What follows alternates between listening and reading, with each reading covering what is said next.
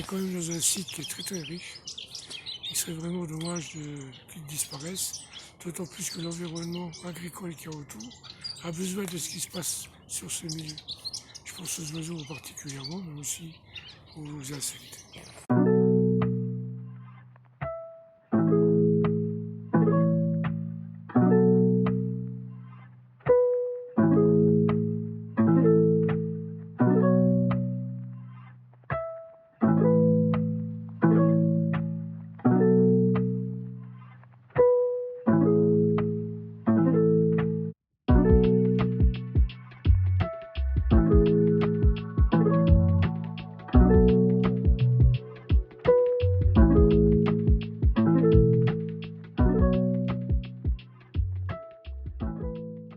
On a très souvent tendance à penser les fleurs, les pollinisateurs, mais les insectes ont aussi besoin des plantes en feuilles. Parce que l'insecte a beaucoup plus d'énergie que la graine, donc ils nourrissent leurs petits avec des insectes. Ça veut dire que moins d'insectes, moins de nourriture, les oisillons ont moins à manger, donc il y a moins un taux de survie plus bas. Donc voilà, tout est interdépendant.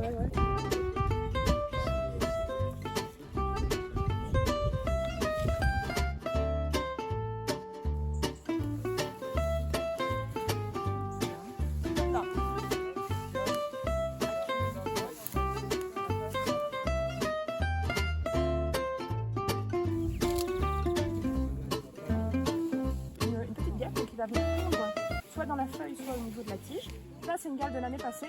Ça, c'est une en formation. Et donc, en fait, ce qui va se passer, c'est que cette gale va faire une espèce de coque protectrice. La guêpe va se développer dedans. Ouais. Voilà, ça va être une petite nurserie, elle va se développer dedans. Et puis ensuite, il y aura un petit trou et donc les guêpes vont émerger. Voilà.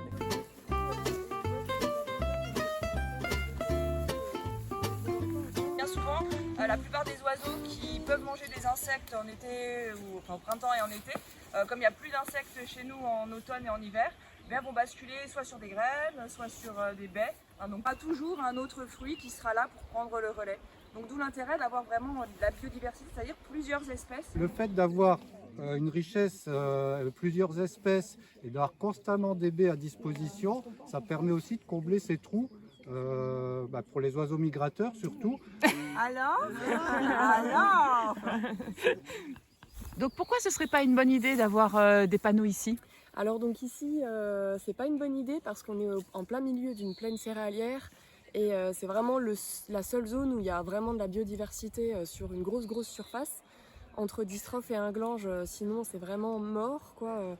Et en plus, le fait de faire des panneaux solaires sur cette zone, on donne des raisons écologiques en disant que c'est de l'énergie verte, mais on peut pas décarboner en rasant des forêts. Et ici, qui plus est, c'est vraiment une forêt qui est spontanée, donc c'est des graines qui sont tombées, qui ont fait des racines pivots. C'est vraiment un écosystème qui est très résilient, il y a beaucoup de biodiversité.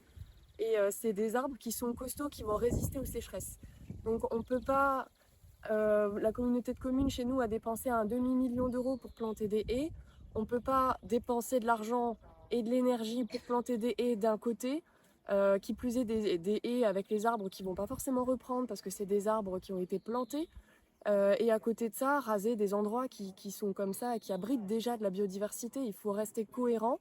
Et je pense que pour des panneaux solaires, on peut trouver des zones vraiment beaucoup moins intéressantes pour la biodiversité, comme des parkings, des toitures, des zones polluées, la route, j'en sais rien, il faut trouver des idées, mais pas des zones comme ça, sinon c'est contre-productif. Et du coup, cet arbre-là, il est hyper résilient, parce qu'il vient d'un gland, donc le gland a fait sa racine, qui s'est vraiment adapté au milieu, au mode de terre, aux cailloux.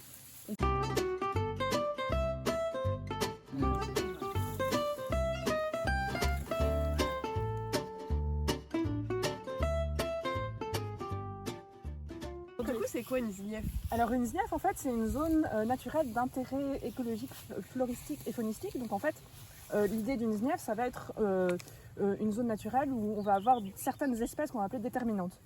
Donc en fait, ces espèces, par leur présence, vont en fait déterminer la qualité biologique de la zone. Okay. Donc on a différentes ZNIEF autour. On a surtout des ZNIEF en fait ici sur l'est de Distrophe. Ce qui est assez intéressant du coup, c'est qu'en fait cette zone-ci pourrait servir en fait de corridor puisque du coup on a un peu le même genre d'espèce et qu'elle pourrait forcément aller de l'est à l'ouest ou vers le sud en passant par la zone ici. Donc en fait, ce qu'on voit, c'est qu'on a déjà trouvé à peu près une vingtaine d'espèces, je pense, déterminantes SNEF ici. Donc en fait, ça indique une certaine qualité biologique au niveau de la zone. Donc il faut faire tout pour pouvoir préserver cette zone. Et puis aussi, pourquoi pas les multiplier. C'est la préservation de la nature, c'est important. Voilà.